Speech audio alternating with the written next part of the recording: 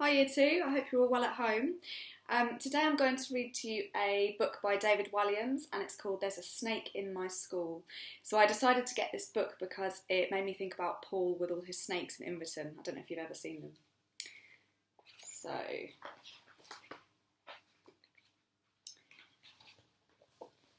Mr. Bright had told all the children in his class it was Bring Your Pet to School Day. Everyone rushed into the playground to meet the animals. There was a stupidly cute gerbil, a tiny goldfish, a fat cat, a 100-year-old tortoise, and a tall dog. Last to arrive, as usual, was a little girl called Miranda. She was riding on the back of an enormous, slithery snake. "Meet Penelope, my pet python," announced Miranda. On seeing the snake, the other children screamed, "Ah!" Miranda loved being different. She always stood out at school with her individual take on school uniform, her cartwheels down the corridor, and her funny answers in class. The teacher says, What ended in 1945? 1944. Ha ha ha ha ha. What did end in 1945? A python is a rather unusual pet, but Miranda and Penelope had so much fun playing together. For the little girl, the snake would pretend to be a balloon, a scarf, a hula hoop, a telescope, a trombone, and sometimes, when they were both feeling particularly mischievous, a third arm. "Come on and give her a tickle," encouraged Miranda. But the other children were too scared. Penelope was a python, after all, and pythons eat people. All the pets were frightened too. The large dog yanked on his lead, sending his tiny owner flying. The goldfish tried to hide behind some water. I don't know if that would work.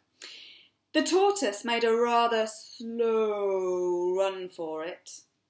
The gerbil flashed her gnashers and didn't look so cute anymore. The fat cat just carried on napping. Miranda slid down her snake. The little girl tickled her python under the chin, and the snake smiled. "See, she's very friendly." Soon everyone gathered around to marvel at Penelope. The python loved the attention and made a climbing frame for the children to climb on. A bit like the pickup sticks. Steps for them to step up, and a fireman's pole for them to slide back down. Penelope even helped the children learn their numbers, although she could only go up to 9. This was turning into the best day of school ever. But then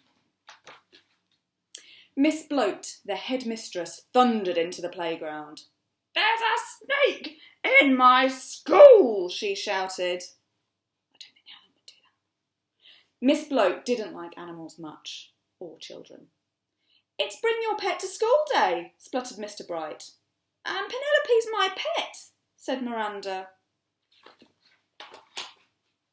"Miranda, I should have known you would have to be different.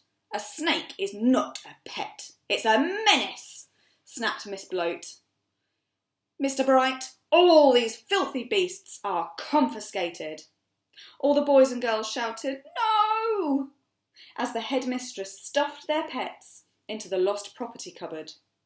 Except for Penelope the snake, Miss Bloat had other ideas for her. What's she going to do? "This disgusting thing is coming with me," bellowed the headmistress. And with that she dragged the poor python along the corridor to her office. "Where are you going to put Penelope?" asked Miranda. "In the bin." "No!" Miss Bloat crammed the snake into her bin and slammed the lid shut. Then she plonked herself down on top so the python couldn't escape. The bin rattled and rattled, but Penelope was trapped. "A snake in my school indeed. Get back to your lessons." Downstairs in the classroom, tears rolled down Miranda's cheeks. All the children were sad to have had their pets taken away, but no one was sadder than Miranda. The little girl feared she would never see Penelope again. They all look so sad. At the end of the day, Miranda dashed upstairs to Miss Bloat's office to try and make her change her mind. There was no answer, so slowly Miranda pushed open the door, only to see Penelope sitting in the headmistress's chair. Miranda ran towards her pet and gave her a humongous hug. Miss Bloat was nowhere to be seen, so the girl grabbed the key on the desk, ran to the lost property cupboard as fast as she could and unlocked it. The animals were overjoyed to be set free. Then Miranda and all the pets slid down Penelope's back and into the playground. Whoosh! The children shouted, "Hooray!" Penelope entertained everybody again. She made a seesaw for them to seesaw on, a swing for them to swing on, a wheel for them to roll in, and a skipping rope to skip with.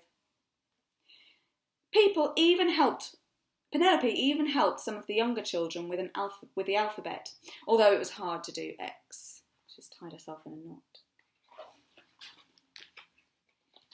As for Miss Bloat, she had completely disappeared. So Mr. Bright was made headmaster. Now the children were allowed to bring in all their favourite animals whenever they wanted. The school became home to every sort of fantastic creature. An ostrich, a giraffe, a tiger, a gorilla, an elephant, a kangaroo, a crocodile, a grizzly bear, and even a colony of penguins. But the star attraction was always Penelope, though Miranda had noticed that there was something different about her python. What's different, do you think?